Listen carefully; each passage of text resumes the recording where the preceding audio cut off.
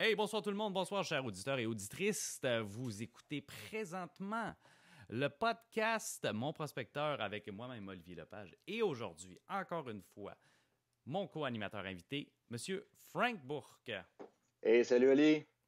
Comment ça va, Frank? Je sais qu'écoute, ça fait des minutes et des minutes qu'on s'est parlé, Ça mais fait longtemps, je me suis ennuyé. voilà, mais tu sais, c'est pas toujours diffusé en même temps. Fait que pour vous, chers auditeurs et auditrices, j'aimerais ça te poser la question. Frank, comment ça va? Qu'est-ce qui se passe de bon avec toi? Écoute, ça va numéro un, des projets plein la tête. En fait, ma blonde vient d'avoir sa licence de courtier hypothécaire, non, pardon, courtier immobilier. Et Excellent. puis, en fait, qu'est-ce qu'on fait, c'est que je lui laisse la place, je l'aide à pousser sa business là-dedans. Au travers de ça, petit projet immobilier. Puis évidemment, comme toujours, j'ai mon groupe, les pros de l'IMO, Rive-Nord, en fait, un groupe de réseautage. On se rencontre à peu près une fois par 2 mois. Le prochain 5 à 7, en fait, c'est sous forme de formule 5 à 7, là, vraiment casual. On prend un verre entre investisseurs, entre passionnés d'immobilier. Le jeudi 3 mai au Vertigo à Beaubriand, c'est ça le prochain 5 à 7. On attend une belle gang, il va y avoir une belle brochette de personnes qui sont là, de plusieurs domaines. C'est des gens qui le font. C'est ça qui est le fun. C'est des gens qui Ouais. font de l'immobilier et qui pataugent dedans. Fait que des fois, on a des questions, ou des fois, juste pour s'informer, de savoir que l'immobilier, c'est large. Hein. Des fois, Ouais. on peut acheter des 120 portes, on peut faire des flips, on peut faire de la gestion immobilière. Fait que des fois, de se mettre dans ce milieu-là, on peut trouver notre niche puis s'épanouir au travers de ça. 100% d'accord avec ça. Puis, moi, en tant que flipper professionnel, venez pas me demander des conseils sur du multilogement. C'est pas ma tasse de thé, mais je connais bien l'investissement. J'effleure un petit peu tout, mais ma spécialité, c'est flipper. Fait que ça, vous avez des questions là-dessus, je peux vous répondre de fond en comble. J'en ai vu des affaires, puis il s'en est passé beaucoup. D'ailleurs, je suis en ce moment en deux poursuites. On ne sait pas trop comment ça va se régler. Fait que j'en ai profité. Sais-tu quoi? Oui, j'en ai profité juste un petit peu pour demander à Jimmy Trong, pour ceux et celles qui le connaissent, ceux et celles qui sont branchés dans les mordus. Jimmy, qui est avocat, spécialiste en immobilier, puis il est allé répondre à nos questions. Puis je suis allé jusqu'à la fin même, parce que là, c'est la deuxième partie. Si vous n'avez pas écouté la première partie, reculez un petit peu en arrière. Allez sur c'est www.monprospecteur.com/podcast. Sinon, moi, je publie toujours ça aussi en vidéo si vous voulez nous voir la face sur YouTube, sur mon post YouTube. Fait que si vous voulez voir ça, reculez aussi. Parce que la première partie, on a beaucoup parlé des 60 jours. Là, on va parler, écoute, vice caché, les assurances, succession, travaux, problématiques aussi.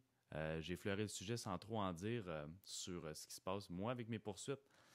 Fait que si jamais ça vous arrive, puis vous n'êtes pas trop sûr, parce qu'on s'entend que c'est pas tout le monde qui est informé à 100%. Fait qu'on patauge dans l'inconnu. Fait que posez des questions si vous Puis vous voulez en allez voir savoir qu'on plus. voit dans la deuxième partie, on voit des situations qui sont un peu inhabituelles. Puis c'est vraiment le Ouais. fun de voir comment que l'immobilier, des fois, c'est pas toujours un long fleuve tranquille. On va se buter à des choses, on va se buter à des situations qu'on n'avait pas vu venir. Fait que c'est le fun d'avoir une autre partie de l'investissement immobilier tantôt qu'on va voir avec Rémi. Ouais, définitivement, parce qu'on sait que investissement immobilier, veut pas, je pense que c'est une question de temps. On va avoir à un moment donné à toucher une partie légale, une petite chicane, une petite mésentente, un malentendu, peu importe. Il va y avoir un moment donné, comme disait Frank, on va se buter à quelque chose, puis on va avoir besoin de conseils, on va avoir besoin d'en connaître un petit peu plus sur le côté légal. Fait que je sais qu'on y va quand même sommairement, puisqu'on avait juste 1 heure avec Jimmy. Fait qu'on y va quand même sommairement, mais il y a quand même de l'information pertinente autant pour investisseurs comme nous que pour monsieur, madame, tout le monde qui veut juste s'informer comment ça marche. Comment ça marche la banque, comment ça marche les hypothèques légales, qu'est-ce que ça mange en hiver, c'est quoi, c'est où, c'est quand. Là, au moins, on essaie de toucher un petit peu à tout pour vous informer, pour regardez, vous sortir de l'ignorance parce que c'est super important la connaissance, ça nous aide à avancer plus. Fait que c'est une super bonne écoute. Sur ce, on ne vous retient pas plus longtemps et on vous dit, si vous aimez ça, partagez, likez, commentez. Partagez avec tout votre réseau pour qu'ils en apprennent plus. Et on vous laisse avec la deuxième partie de l'entrevue avec Jimmy Trong. Bonne écoute, tout le monde. Ici, on effleure un autre sujet, là, tant qu'être dans le Ouais. légal, là. Les Ouais. vices cachés. Je sais que Ouais. il y a beaucoup de gens qui ont bien peur de ça ou qui en Ouais. parlent quand on fait des offres d'achat. Ah, je veux vendre sans garantie légale. Un vice caché. Mon cousin avait de la moisissure. Il a poursuivi le gars. Peux-tu nous aider, nous décortiquer un petit peu là-dedans, dans ce processus-là des vis cachés? Premièrement, exemple, quand est-ce qu'on peut poursuivre pour un vis caché? En fait, un vis caché, là, grosso modo, il y a des critères par rapport à ça. Il faut que le vis soit grave, qu'il soit caché, ce qui veut dire qu'admettons, si on voit une grosse fissure dehors puis qu'on dit que la fondation est brisée, ben en ce temps-là, ça se peut sur un vis à prendre vu qu'il n'est pas caché. Il faut que ça détruise une certaine. Il faut que ça nuise il faut que ça nuise que ça nuit à l'utilité de l'immeuble. OK. Et il faut que le vis existe avant la vente. Grosso modo, lorsqu'on s'aperçoit qu'il y a un vis caché, dans ce temps-là, on doit envoyer un avis de dénonciation. Cet avis-là, qu'est-ce que ça dit? Ça dit, ben écoute, mon cher vendeur, juste cette problématique-là, tu dois mettre l'obligation de garantie de qualité, ce qui veut dire que tu dois réparer l'immeuble ou tu dois réparer le défaut en tant que tel. Par la suite, si la personne ne s'exécute pas, ben là, on peut, dans un délai raisonnable, dans ce temps-là, on pourrait le réparer par nous-mêmes et poursuivre la personne, le vendeur en tant que tel. Puis là, on s'entend que, là, tu nous dis, il faut que ça soit grave, il faut que ça vienne avant. J'imagine que c'est des choses qu'il faut qu'on prouve, là. Donc, on est un petit peu dans une zone grise, là. C'est pas, il n'y a pas une ligne qui est tracée. Il n'y a jamais de ligne tracée. Ça dépend de plusieurs choses. J'ai un exemple, là. Tu achètes une maison 1940, puis ton drain français, il est fini, ou tu n'as pas de drain français. Ben, ça se peut qu'à cette époque-là, les normes de construction ne demandaient pas un drain français. Ça se peut que le drain français soit tout cassé, il faut que tu donnes avec.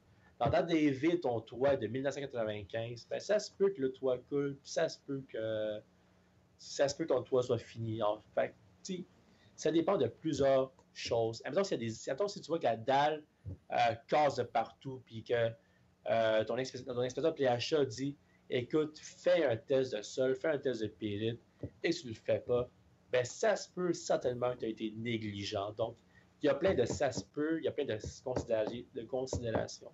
Ouais, fait que là, finalement, là, tu nous laisses un petit peu sur notre soif, mais il faut vraiment consulter un avocat puis essayer de tout dire le plus possible parce que... Oui. C'est pas si...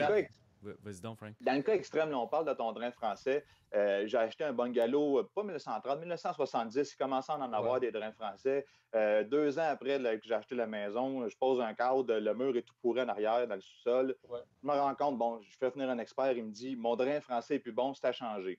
Ouais. J'envoie la mise en demeure à l'ancien propriétaire, j'avais bien constaté pour faire les travaux. Finalement, effectivement, il fait les travaux. Fait que là, où il faut que je le poursuive pour le montant, mettons, ça coûte 25 000 changer mon drain français. Fait que si je vais en cours avec lui, je vais gagner, il va me rembourser 25 000 Ben, oui et non, c'est pas automatique. Il faut savoir que ça dépend de plusieurs choses. Exemple, là, si le gars te dit, écoute, j'ai installé un drain français, j'ai installé ton drain français genre 1 an avant la vente, là, ben, dans ce temps-là, s'il y a un nouveau drain français, oui, tu pourrais avoir un certain recours pour le plein montant, moins une plus-value. Par contre, si ton drain français là, date de 1900 et ça fait genre 15 ans, ça fait 10 ans, et qu'il est juste pourri, ben, ça se peut que tu n'as pas de recours. Mais admettons, si entre les deux, ça se peut que tu as un recours pour la moitié. Tu ne peux pas avoir un drain français neuf à la suite de ça. Parce que moi, au fond, je viens de donner de la valeur à ma maison. Exactement. Avant, j'avais une maison que le drain français était plus bon. Puis là, je me retourne d'abord, j'ai une maison qui vaut 25 000 de plus parce que mon drain est neuf. Exactement ça. Fait que tu peux avoir... Il y a une plus-value qu'on doit en déduire de ça à chaque fois. OK. Je donnerais pas 25 000 de valeur pour un drain de plus, là. Non. Quand même. C'est un exemple. Mais oui, OK, je comprends. Faut dévaluer un petit peu. Non, moi, je fais toujours les drains français. Avant ça, plus payante, pas les cuisines, pas la salle de bain. C'est ça, juste les drains bien cachés dans la terre. Fait que, salut, Pat!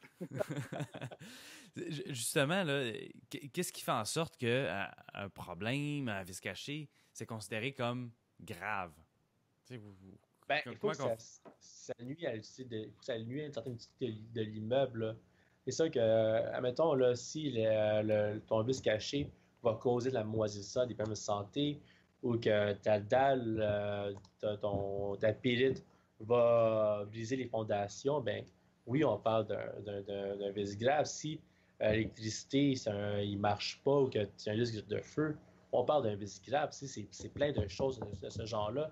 Si c'est une petite affaire, une petite connerie, je ne sais pas d'exemple en tête qui me vient en tête, ben dans ce temps-là, il y a plus ou moins de recours. Il faut que ce vice-là Genre affecte. la plomberie, il n'y a pas de vente, mettons. Il n'y a pas de ventilation à travers le plafond. Ça pourrait être un problème pas très grave. Ben, en fait, c'est grave, mais c'est juste que ça vaut pas grand-chose. Ben, si c'est grave, même si ça vaut pas grand-chose, mais il y a toujours un recours pour ce pas grand-chose, là. Ouais. Là, vient le moment de calculer, par exemple, Ouais, les ça, est-ce frais, que ça vaut ce que la ça va te peine? coûter pour Ouais. ce que ça va te coûter pour le poursuivre versus ce que ça te coûte pour le réparer. Là. Ben, c'est ça qu'il faut savoir que si le montant est moins que 15 000 et moins, mais dans ce temps-là, on peut aller aux petites créances. C'est OK. sans avocat. Donc, OK. moi, je ne suis pas la partie. Par contre, si là, le litige, là, c'est 17, 18, 19 000 ben, ça se peut que le juge te diminue à 15 000, 14 000 à cause de la plus-value accordée. Fait que vos petites créances, c'est encore sans avocat. La meilleure solution qui s'offre, c'est va voir un avocat pour te consulter pour bâtir ton dossier de petites créances, te coacher, et par la suite, vas-y. Parce que c'est ça que les dossiers de vice caché, là, c'est plate. Ben, c'est pas plate pour moi, là, mais c'est plate pour c'est plate pour tout le monde. Ouais. C'est excessivement cher. Puis qu'est-ce qui est poche, c'est que tout le monde, la plupart du monde sont de bonne foi. Là. Le vendeur, Ouais. là, s'attend pas là, que sa maison craque. Là. Il n'a jamais voulu ça. Là. Puis l'acheteur, ben, il n'a jamais voulu ça. Fait le but, c'est essayer de le régler à l'amiable. Souvent, aussi, les petites créances, si c'est moins que 15 000, il offre une possibilité d'aller en médiation avec un avocat. Ce qui veut dire qu'un avocat va aider à concilier les parties afin d'arriver à une entente. Ah bon, Tantôt, tu intéressant. parlais d'inspecteur, faire inspecter la maison par un inspecteur en Ouais, bâtiment. ouais. D'un, est-ce que c'est obligatoire? Puis de deux, en cas de vice caché, à quel point que ça peut t'aider ou peser dans la balance d'avoir fait inspecter ou non un bâtiment? C'est pas obligatoire. Je sais qu'il y a un projet de loi qui dit que c'est obligatoire. Puis il faut savoir également que les inspecteurs PHA, là, tout le monde peut s'improviser inspecteur PHA aujourd'hui. Là. Souvent, là, c'est la job. Souvent, combien de fois j'ai entendu le mot dire ben, c'est mon beau-frère qui l'a inspecté, c'est mon beau-père qui l'a inspecté. On dit que là, c'est une Ouais. job de beau-frère et de beau-père. Il faut savoir qu'il y a des associations, un inspecteur avec une assurance de responsabilité ou avec une certaine qualification comme ingénieur, technologue ou architecte. Je sais que ces trois professions-là ont créé une sorte de norme de l'industrie qui s'auto-réglemente entre eux. Le but de l'inspection de PHA, c'est de vérifier des vices apparents et non des vices cachés. Exemple, s'il voit une craque dans la fondation petite, ça se peut que ton inspecteur PHA dit écoute, c'est important de vérifier cet aspect-là. Et là, c'est votre job en tant qu'investisseur, acheteur, de vérifier cet aspect-là. Sinon, on peut vous reprocher. Donc, lorsqu'on détermine un vice caché d'un vice apparent, l'inspection PHA va aider en disant écoute, pour moi, là, c'était pas apparent vu que l'inspection PHA en faisait pas mention. Moi, quand je suis en défense en vice caché, j'utilise souvent l'inspection PHA parce que souvent, ces vices-là, il y a des indices. Ces indices-là ben, sont patents. On dit, écoute, on remarque au sol que c'est vraiment humide, le test d'humidité est vraiment élevé. Je te recommande de faire ça. Mon client reçoit une poursuite en vice caché à cause de ça. Ben, moi, je suis capable de lui dire, écoute, ton rapport d'inspecteur dit ça. Qu'est-ce que tu as fait? Tu n'as rien fait. Ben, tant pis pour toi. Ah, OK. OK. J'aimerais ça creuser un petit peu. On a effleuré le sujet aussi. Succession Ouais. plus vice caché. Si on met le ça ensemble, je te donne. Je te guide un petit peu où que je m'en vais avec ça. Si, exemple, appelons-le Jean-Luc, il a hérité de la maison de sa mère qui est morte. Ouais. Puis Jean-Luc, il dit ben moi, j'ai le goût de maximiser.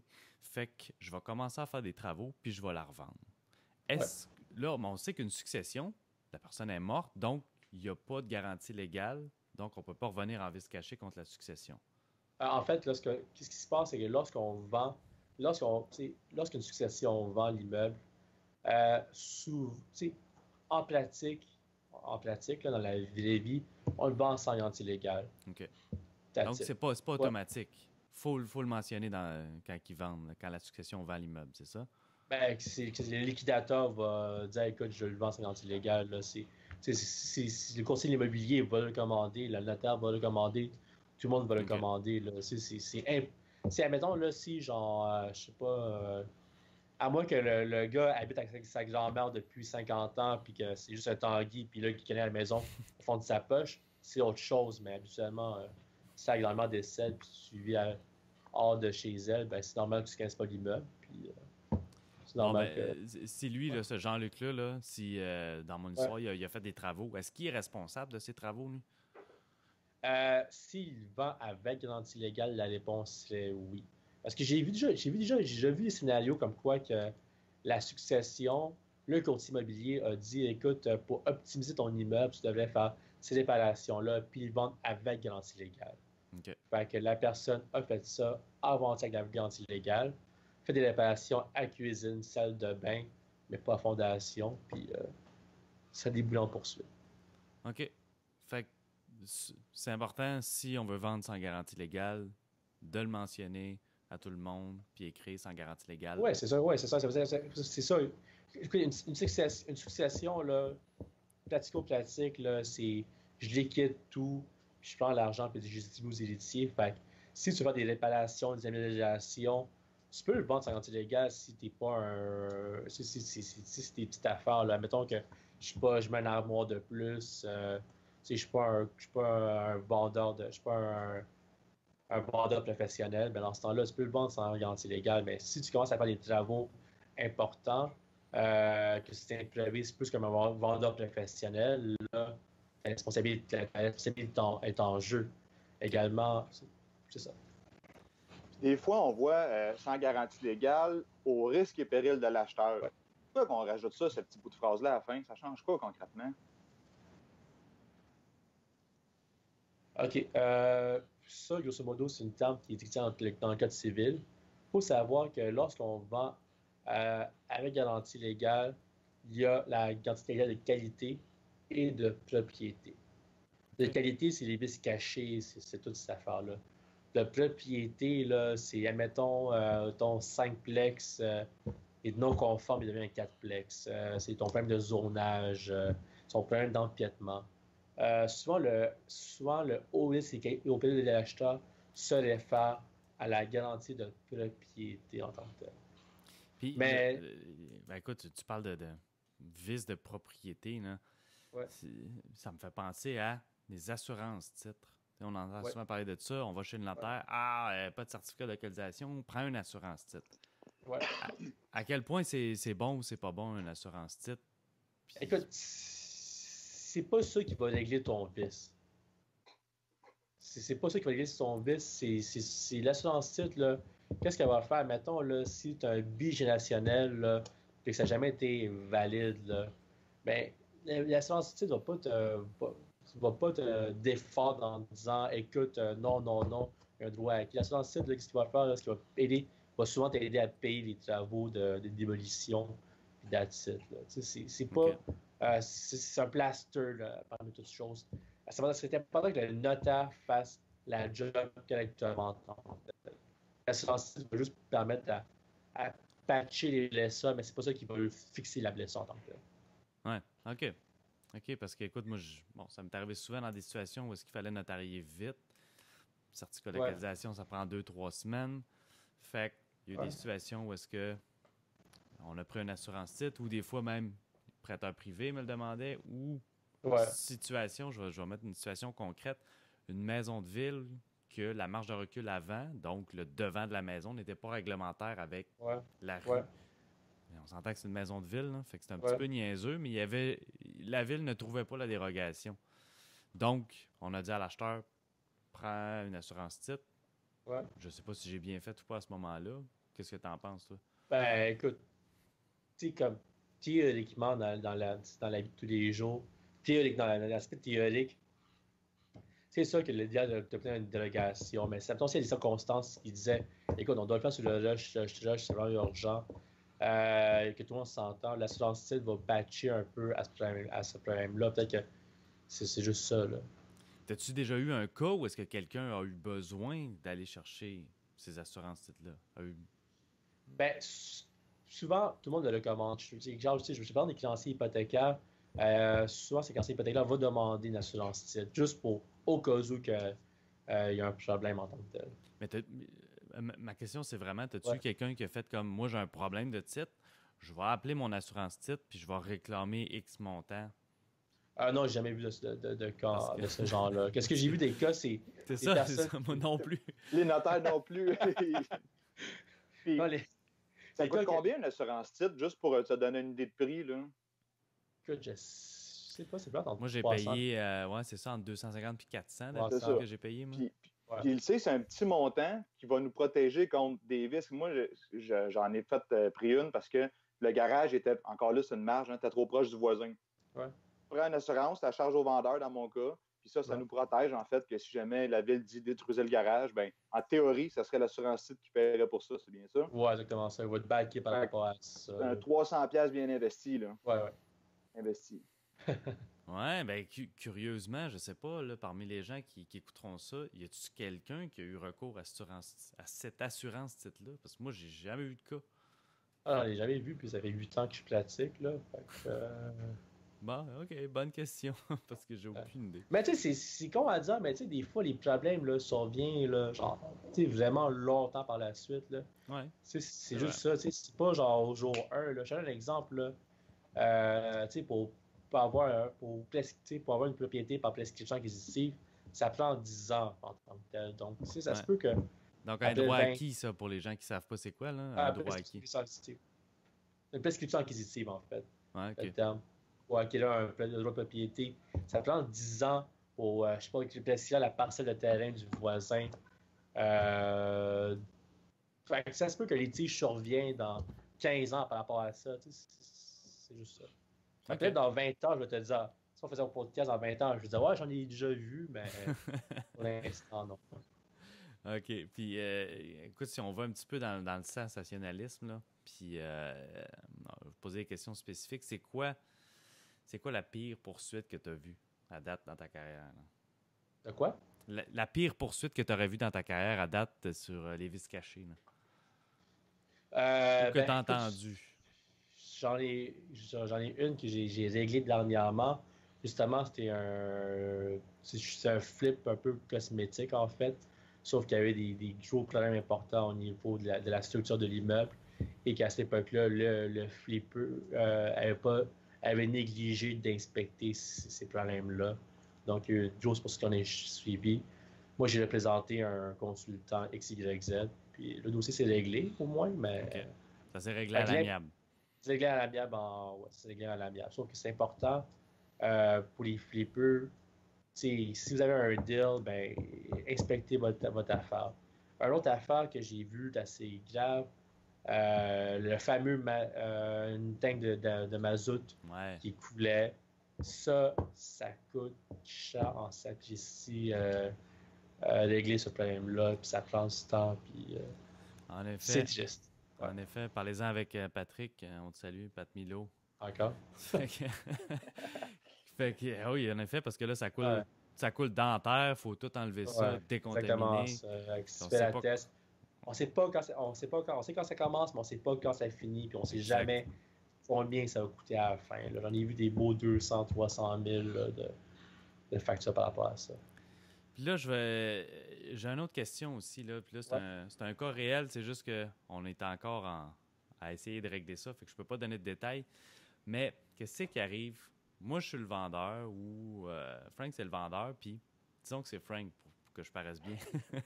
Disons que c'est Frank le vendeur. Frank, il me fait une promesse d'achat, il me vend.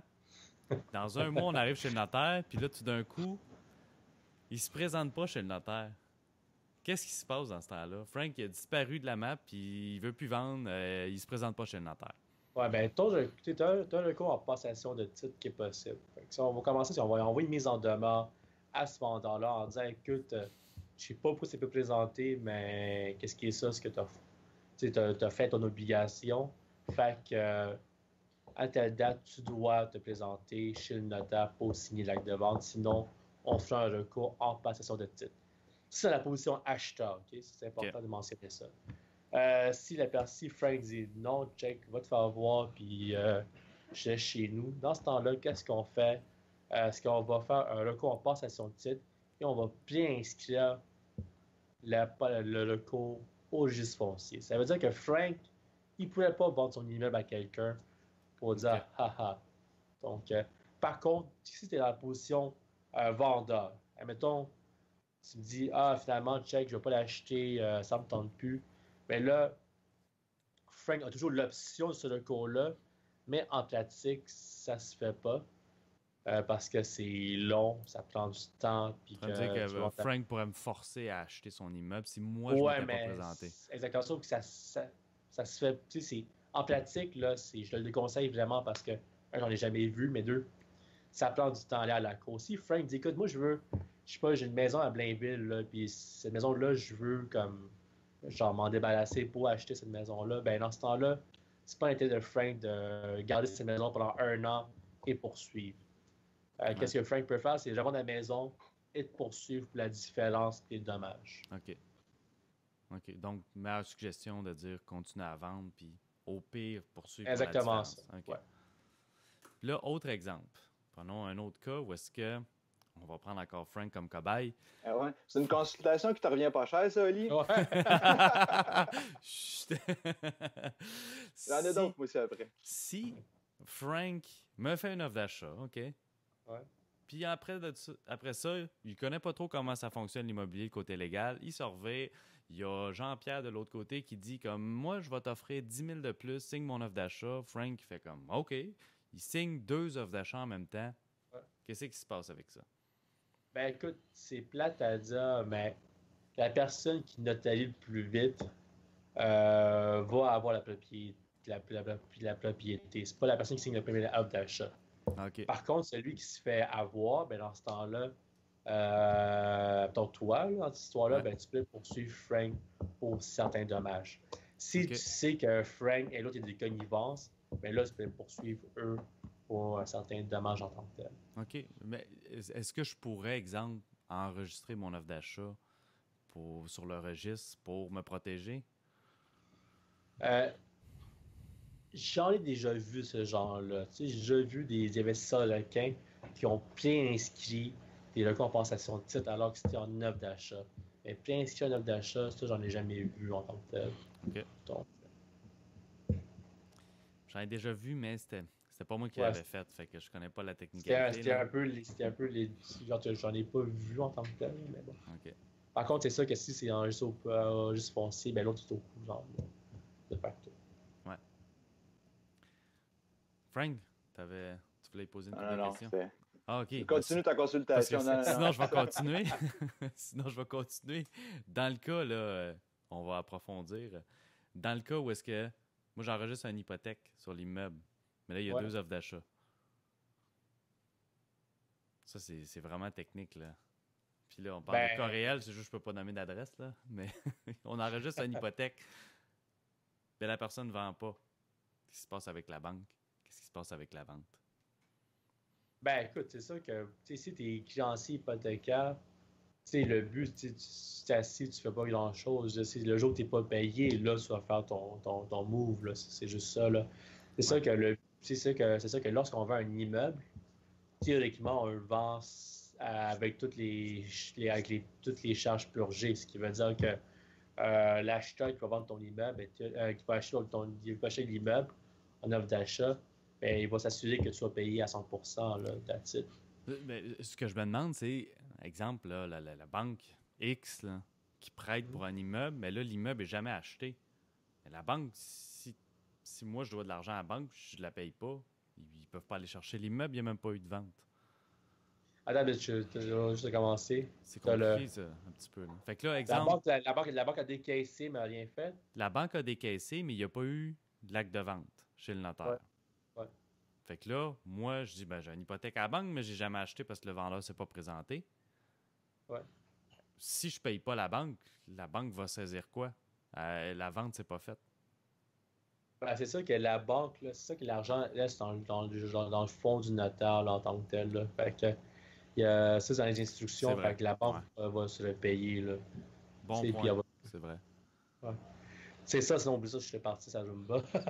Ouais, avec les fonds de la banque. Ouais. OK, ben Kim, on a quand même pas mal fait le tour. C'est une blague en Frank, passant. tu pars pas vraiment sur la Roomba, toi, non. T'avais-tu d'autres questions, toi, Frank? Non, ça fait. Non, non, on a fait le tour pas mal.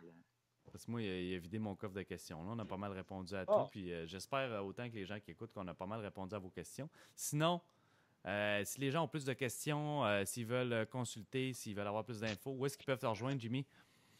Plus sur Facebook, sinon mon numéro de téléphone de bureau 514-987-5110 poste 23. 514-987-5110 poste 23. Puis les informations qui sont ici, elles sont pas là, mais. Ah, parfait. Une belle plug. Puis, juste avant de partir, question en rafale. Là. Ouais. T'as-tu un livre à suggérer? Un livre d'immobilier à suggérer pour les gens, investisseurs, débutants, qui voudraient en apprendre plus, qui voudraient connaître, peut-être sur le côté légal, étant donné que tout est pas mal là-dedans. T'auras-tu une suggestion? Sur le côté légal, j'en ai pas.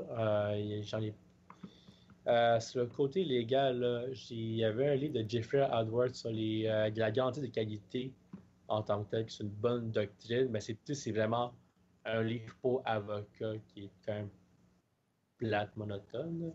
Vraiment Sinon, technique, hein? pas très technique. Sinon, dans l'autre livre technique, j'ai Piété, hypothèque de Daniel Platt aussi, que c'est un très bon livre qui explique. Mais c'est encore c'est encore des livres très techniques. Là. Excellent. Parfait. Fait que sinon, les gens peuvent te rejoindre aussi, te poser des questions sur les mordus. Je Ouais. vois que tu es super présent, tu es parmi ceux qui commentent le plus. Fait que très présent. Si vous avez des commentaires, vos chers auditeurs, vous pouvez lui poser la question. Jimmy est super disponible. Excellent pour répondre à vos questions. Fait que sur ce, merci Jimmy pour cette excellente entrevue, pour le partage. Merci beaucoup, ça fait plaisir. Ça a été un plaisir. Fait que je t'envoie la Merci, Jimmy. Parfait. C'est good. Salut, Super Super généreux, pièce à tout merci, le monde. Jimmy. Parfait. Salut. Ah. Mesdames et messieurs, chers auditeurs et auditrices, c'était la deuxième partie de l'entrevue avec Jimmy Trunk. On a creusé, on a navigué, on a nagé à travers d'autres sujets. J'espère que vous avez apprécié, j'espère que vous avez aimé. Je suis convaincu que ça n'a pas nécessairement tout répondu à vos questions parce qu'on en a vraiment beaucoup. Même moi, j'en avais encore, mais on était limité dans le temps. Fait qu'on aimerait tout ça consulter un avocat. Puis c'est d'ailleurs pour ça qu'ils chargent aussi cher que ça, parce qu'on voudrait tout en avoir un comme notre meilleur ami, puis parler pendant une fin de semaine de temps. Ou sinon, vous êtes vraiment tranquille, puis vous n'avez pas de questions. Mais quand vous êtes vraiment actif, puis vous avez des malentendus ou des chicanes comme ça, on a tout le temps mille et une questions. C'est des bons conseils que Jimmy nous a donnés. Là. C'est vraiment intéressant. C'est sûr que, comme tu dis, des fois, il y a des principes qui sont un peu plus complexes. Si vous avez encore des questions, ça allait allumer des choses chez vous, n'hésitez pas à écrire aux gens que vous voyez, à Ali, à Jimmy ou même à moi. Des fois, là, on est capable de... On n'a pas tout le temps toutes les réponses, mais des fois, on a le réseau, puis on est capable de pointer les gens vers les bonnes places. Puis c'est ça la clé d'un bon réseau. Exactement. Si nous, on n'a pas la réponse à votre question, on va vous pointer la personne qui aurait possiblement de meilleures connaissances et même, idéalement, la réponse à votre question. Puis Jimmy, d'ailleurs, qui est super généreux, je pense qu'il doit passer 3-4 heures par jour sur Facebook à répondre aux questions. C'est incroyable. Je ne sais même pas comment il fait. Tout le temps pertinent, tout le temps direct sur le point. C'est vraiment là, très intéressant. Vraiment, là, c'est une belle chance qu'on a d'avoir Jimmy dans la communauté des investisseurs au Québec. Oui. Fait que j'espère que vous allez aimer ça, guys. C'était la deuxième partie de l'entrevue avec Jimmy. Puis si jamais vous avez des suggestions, je vous lance une perche, des suggestions. Vous écoutez ça, vous aimez ça. Vous avez des amis investisseurs qui seraient peut-être intéressés qu'on leur pose des questions nous-mêmes, qui veulent profiter de la tribune aussi pour discuter avec nous autres, pour jaser, pour se faire connaître un peu plus. On est ouvert aux suggestions. On est ouvert à rencontrer, interviewer des nouvelles personnes. Fait que gênez-vous pas pour commenter, liker, partager et nous suggérer aussi peut-être des choses. Commentaires constructifs, c'est toujours pertinent. Mais aussi des gens qu'on aimerait interviewer. Moi, je veux questionner. Y a quelqu'un, quelque part, qui a fait plus de flips que moi ici au Québec, là, dans le coin de Montréal? Là? J'en ai pas rencontré beaucoup. J'aimerais ça en jaser à des flippeurs autres qui ont fait ça à grande échelle. C'est toujours pertinent. Fait que sur ça, Frank, où est-ce qu'on peut te rejoindre? Dis-nous. Yes. Ben, en fait, c'est sûr, hein, Facebook, on est là, ça traîne dans nos poches à journée longue, ça, Facebook. Fait qu'on est facile de se faire rejoindre par là. Sinon, lesprodslimo.ca, vous pouvez vous abonner à l'infolette, vous allez voir toutes les dernières nouvelles pour les événements, pour ce qui s'en vient. Il y a des belles affaires qui s'en viennent au courant de l'année, je ne vais pas trop en dire parce qu'il va y avoir des dévoilements qui vont se faire, là, mais lesprodslimo.ca, abonnez-vous à l'infolette, vous allez être ça coche. Excellent. Moi, j'ai pas d'infolette, mais si vous voulez me rejoindre, Facebook, Instagram aussi, on est là-dessus. La page François Bourque, de son vrai nom. Oui, oh non, je suis démasqué. Sur ce, auditeurs et auditrices, on vous dit merci d'avoir été là. Ça a été un plaisir. Et on vous dit à la prochaine. Ciao tout le monde. Salut, gang.